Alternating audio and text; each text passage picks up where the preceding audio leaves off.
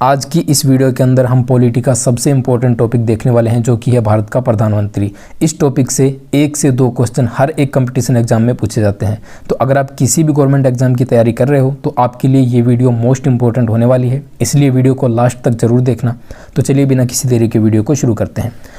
Question number 1 है, लगातार दूसरी बार प्रधानमंत्री पद पर आसीन होने वाले व्यक्ति कौन है? तो ऐसे कौन से प्रधानमंत्री हैं जो लगातार 2 बार प्रधानमंत्री के पद पर रहे थे? पंडित जवाहरलाल नेहरू, इंदिरा गांधी और अटल बिहारी वाजपेयी। ये तीनों ऐसे प्रधानमंत्री थे जिन्होंने 2 बार लगातार कार्यभार संभाला था। तो ऑप्शन नंबर डी यहाँ पर राइट होगा, इनमें से सभी। नेक्स्ट है भारत के प्रधानमंत्री। तो देखिए, भारत के प्रधानमंत्री क्या ये नियुक्त होते हैं या निर्वाचित होते हैं या मनोनीत होते हैं या फिर चयनित किए जाते हैं? सो इसका राइट आंसर होगा, भारत के जो प्रधानमंत्री होते हैं वो नियुक्त किए जाते हैं भारत के राष्ट्रपति द्वारा। सो ऑप्शन नंबर ए यहाँ पर राइट होगा। निर्वाचित का मतलब होता है कि उनका चुनाव किया जाना। मनोनीत का मतलब होता है कि जिस तरह से राज्यसभा के अंदर राष्ट्रपति जी 12 सदस्यों को विभिन्न क्षेत्रों से मनोनीत करते हैं, तो वो होती है मनोनीत वाली कंडीशन। तो यहाँ पर जो प्रधानमंत्री हैं वो राष्ट्रपति जी द्वारा नियुक्त किए जाते हैं। ऑप्शन नंबर ए यहाँ पर सही होगा। नेक्स्ट क्वेश्चन है, भारत के प्रधानमंत्री का पद। तो भारत के प्रधानमंत्री का जो पद है ये संविधान द्वारा गठित है। ओके, इसको बाद में ऐड नहीं किया गया था, संविधान के अंदर ही इसका उल्लेख किया गया था कि भारत का एक प्रधानमंत्री होगा जो कि मंत्रिपरिषद का अध्यक्ष होगा। नेक्स्ट क्वेश्चन है, प्रधानमंत्री की नियुक्ति कौन करता है? प्रधानमंत्री की नियुक्ति भारत के राष्ट्रपति जी द्वारा की जाती है। सो ऑप्शन नंबर ए यहाँ पर राइट होगा। नेक्स्ट क्वेश्चन, प्रधानमंत्री को उसके पद की गोपनीयता की शपथ कौन दिलाता है? प्रधानमंत्री को उसके पद की गोपनीयता की जो शपथ है वो राष्ट्रपति जी द्वारा ही दिलाई जाती है। सो ऑप्शन नंबर ए यहाँ पर सही होगा। अगला क्वेश्चन है, सामान्यतः प्रधानमंत्री। तो प्रधानमंत्री जो होते हैं वो सामान्यतः लोकसभा के सदस्य होते हैं और लोकसभा के बहुमत दल के नेता होते हैं। ओके, लोकसभा जो निम्न सदन है उसके अंदर जिस दल की सरकार बनी होती है, जिस दल के पास बहुमत होता है, उस दल के नेता होते हैं प्रधानमंत्री सामान्य तौर पर। अन्यथा ये राज्यसभा के भी सदस्य हो सकते हैं या फिर संसद के सदस्य नहीं भी हो सकते। सो ऑप्शन नंबर सी यहाँ पर राइट होगा कि प्रधानमंत्री सामान्यतः लोकसभा के बहुमत दल के नेता होते हैं। नेक्स्ट क्वेश्चन है, भारत में एक व्यक्ति अधिक से अधिक कितनी बार प्रधानमंत्री पद पर नियुक्त हो सकता है? इसके लिए कोई भी स्पष्ट प्रावधान नहीं है संविधान के अंदर। तो कोई भी व्यक्ति कितनी भी बार प्रधानमंत्री के पद पर आसीन हो सकता है। सो ऑप्शन नंबर डी यहाँ पर राइट होगा कि एक व्यक्ति कितनी भी बार प्रधानमंत्री बन सकता है। चलिए दोस्तों, अगला क्वेश्चन देख लेते हैं। भारत में शक्तियों का प्रमुख उभरता केंद्र है। भारत में शक्तियों का प्रमुख उभरता केंद्र प्रधानमंत्री को कहा जा सकता है। सो ऑप्शन नंबर सी यहाँ पर राइट होगा, क्योंकि सत्ता प्रधानमंत्री के हाथों में होती है। नेक्स्ट क्वेश्चन है, निम्नलिखित में से कौन लोकसभा का नेतृत्व करता है? लोकसभा का नेतृत्व प्रधानमंत्री जी द्वारा किया जाता है, क्योंकि प्रधानमंत्री लोकसभा के अंदर जो मंत्रिपरिषद और मंत्रिमंडल होती है उसके अध्यक्ष होते हैं। तो गवर्नमेंट जो है वो प्रधानमंत्री जी द्वारा ही चलाई जाती है। सो यहाँ पर सही आंसर होगा कि प्रधानमंत्री ही लोकसभा का नेतृत्व करते हैं। अगला क्वेश्चन है, संघीय मंत्रिपरिषद का अध्यक्ष कौन होता है? संघीय मंत्रिपरिषद का अध्यक्ष प्रधानमंत्री होता है। देखो, संघीय मंत्रिपरिषद जो होती है इसके अंदर 3 तरह के मंत्री आते हैं। पहला होता है कैबिनेट मंत्री, दूसरा होता है राज्य मंत्री और तीसरा होता है उप मंत्री। इन तीनों से मिलकर कैबिनेट बनती है या फिर बोल सकते हैं मंत्रिपरिषद बनती है, और इस मंत्रिपरिषद का अध्यक्ष होता है प्रधानमंत्री। सो ऑप्शन नंबर बी यहाँ पर राइट होगा। नेक्स्ट क्वेश्चन है, योजना आयोग का अध्यक्ष कौन होता है? योजना आयोग, जिसका दूसरा नाम नीति आयोग भी है, इसके अध्यक्ष प्रधानमंत्री होते हैं। एक्चुअल में प्रधानमंत्री जो हैं वो कई सारी चीज़ों के अध्यक्ष होते हैं, जैसे कि योजना आयोग, राष्ट्रीय विकास परिषद, राष्ट्रीय एकता परिषद, मंत्रिमंडल और मंत्रिपरिषद। इन सभी की अध्यक्षता प्रधानमंत्री के पास होती है। नेक्स्ट क्वेश्चन है, आमतौर पर भारत के प्रधानमंत्री होते हैं। आमतौर पर भारत के प्रधानमंत्री लोकसभा के सदस्य होते हैं। ऑप्शन नंबर बी यहाँ पर राइट होगा। अगला क्वेश्चन है, भारत के प्रधानमंत्रियों का निम्न में से कौन सा कालानुक्रम सही है? अगर आपको प्रधानमंत्रियों के क्रम याद हैं कि कौन सा प्रधानमंत्री पहले आया कौन सा बाद में, तब आप इस तरह के क्वेश्चन को ऑप्शन से नेगलेक्ट कर सकते हो। देखो, सबसे पहले प्रधानमंत्री थे पंडित जवाहरलाल नेहरू, तो सबसे पहले ऑप्शन पर आएगा 2। ओके, यहाँ पर गुलजारी लाल नंदा का ऑप्शन नहीं है, तो यहाँ पर इंदिरा गांधी को हम चूज़ करेंगे। उसके बाद मोरारजी देसाई और उसके बाद चौधरी चरण सिंह। तो ये होगा राइट आंसर। सो ऐसा है ऑप्शन नंबर सी के अंदर। नेक्स्ट क्वेश्चन है, संसदीय तंत्र में वह व्यक्ति प्रधानमंत्री चुना जाता है जो निम्न का नेता होता है। संसदीय तंत्र के अंदर वह व्यक्ति प्रधानमंत्री बनता है जो कि निम्न सदन में बहुमत दल का नेता होता है। ओके, निम्न सदन मतलब लोकसभा। लोकसभा के अंदर बहुमत दल का नेता ही प्रधानमंत्री चुना जाता है। अगला प्रश्न है, प्रधानमंत्री की नियुक्ति राष्ट्रपति करता है, यह किस अनुच्छेद में वर्णित है? ऐसा कहा गया है आर्टिकल नंबर 75 के अंदर कि प्रधानमंत्री की नियुक्ति राष्ट्रपति जी द्वारा की जाएगी। सो ऑप्शन नंबर सी यहाँ पर राइट होगा। अगला प्रश्न है, भारत के प्रधानमंत्री पद के लिए उम्मीदवार की कम से कम कितनी उम्र होनी चाहिए? प्रधानमंत्री बनने के लिए कम से कम 25 वर्ष की उम्र होना आवश्यक है और यह उम्र लोकसभा का सदस्य बनने के लिए भी जरूरी होती है। सो कोई व्यक्ति जो कि लोकसभा का सदस्य बनने की योग्यता रखता है वो व्यक्ति प्रधानमंत्री के पद पर आसीन हो सकता है। लेकिन ऐसा जरूरी नहीं है कि प्रधानमंत्री हमेशा लोकसभा का सदस्य हो, वो राज्यसभा का सदस्य भी हो सकता है और वो संसद का सदस्य नहीं भी हो सकता। लेकिन प्रधानमंत्री बन जाने पर उसे संसद की सदस्य 6 महीने के अंदर ग्रहण करनी होगी।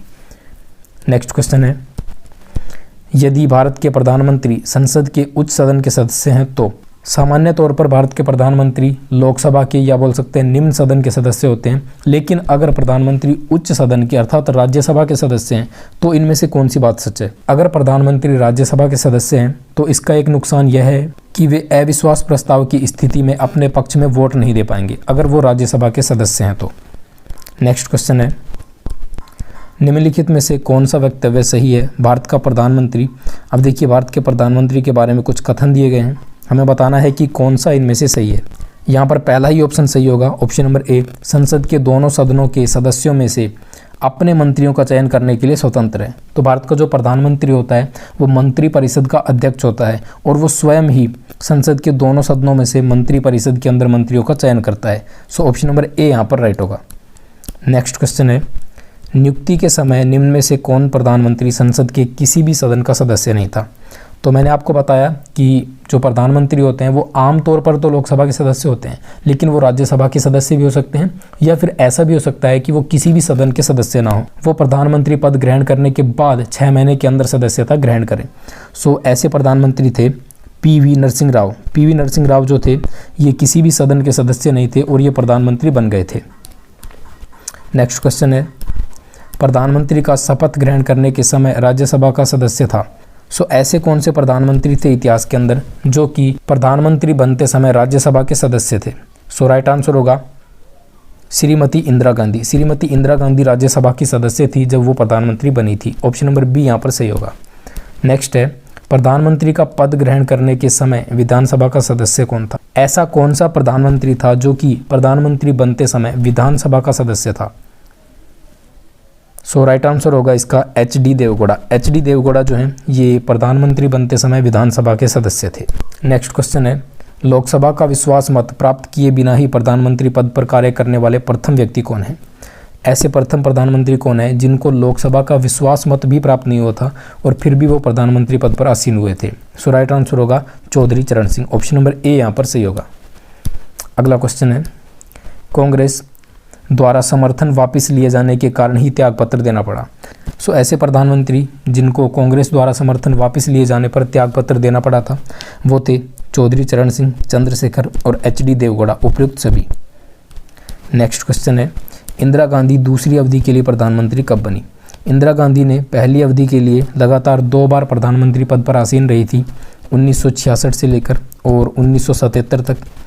उसके बाद इन्होंने दूसरी बार जब कार्यभार संभाला तो ये 1980 से लेकर 1984 तक प्रधानमंत्री रही थी। सो ऑप्शन नंबर ए यहाँ पर राइट होगा। नेक्स्ट क्वेश्चन है, जवाहरलाल नेहरू के निधन के पश्चात किसने प्रधानमंत्री पद को ग्रहण किया था? पंडित जवाहरलाल नेहरू की मृत्यु के बाद गुलजारी लाल नंदा जो हैं इन्होंने प्रधानमंत्री पद को संभाला था। सो ऑप्शन नंबर सी यहाँ पर राइट होगा और ये कार्यवाहक प्रधानमंत्री बने थे क्योंकि पंडित जवाहरलाल नेहरू की पद पर रहते हुए ही मृत्यु हुई थी। चलिए दोस्तों अगला प्रश्न देख लेते हैं। अविश्वास प्रस्ताव के कारण सर्वप्रथम किस प्रधानमंत्री को अपने पद से त्यागपत्र देना पड़ा? सो सबसे पहले प्रधानमंत्री जिनके खिलाफ अविश्वास प्रस्ताव आया था वो थे Morarji Desai. So option number A यहाँ पर राइट होगा। मोरारजी देसाई पहले ऐसे प्रधानमंत्री थे जिनके खिलाफ अविश्वास प्रस्ताव आया और उन्हें त्यागपत्र भी देना पड़ा। अगला प्रश्न है, वह प्रथम प्रधानमंत्री कौन थे जिन्होंने संसद सत्र में उपस्थित हुए बिना ही अपना त्यागपत्र दिया? सो ऐसे प्रधानमंत्री थे चौधरी चरण सिंह जिन्होंने संसद में उपस्थित हुए बिना ही अपना त्यागपत्र सौंप दिया था। ऑप्शन नंबर सी यहाँ पर सही होगा। नेक्स्ट है, प्रधानमंत्री पद पर सर्वाधिक समय तक कौन आसीन रहा? वेरी वेरी इंपॉर्टेंट क्वेश्चन है ये। प्रधानमंत्री पद पर अब तक वर्तमान समय तक की बात करें तो प्रधानमंत्री पद पर सबसे अधिक समय तक पंडित जवाहरलाल नेहरू रहे थे जो कि भारत के प्रथम प्रधानमंत्री थे। इन्होंने लगभग 16 वर्ष 9 माह और 12 दिन तक प्रधानमंत्री के पद को सुशोभित किया? सो ऑप्शन नंबर बी यहाँ पर राइट होगा। सबसे अधिक समय तक प्रधानमंत्री रहे थे पंडित जवाहरलाल नेहरू।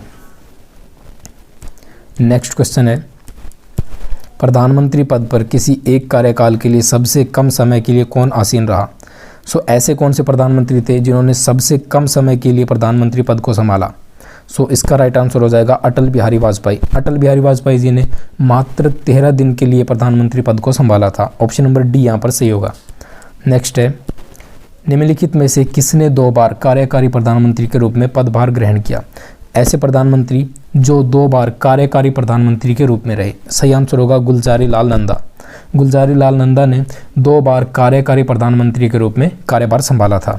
नेक्स्ट क्वेश्चन है, प्रथम गैर कांग्रेसी प्रधानमंत्री कौन थे? पहले ऐसे प्रधानमंत्री जो कि कांग्रेस पार्टी से नहीं थे। सो राइट आंसर होगा Morarji Desai. Option number D यहाँ पर सही हो जाएगा। सबसे कम उम्र में प्रधानमंत्री पद पर आसीन होने वाले व्यक्ति कौन है? सबसे कम उम्र में प्रधानमंत्री बनने वाले व्यक्ति थे राजीव गांधी। जिस समय ये प्रधानमंत्री बने उस समय इनकी उम्र थी महज 40 वर्ष।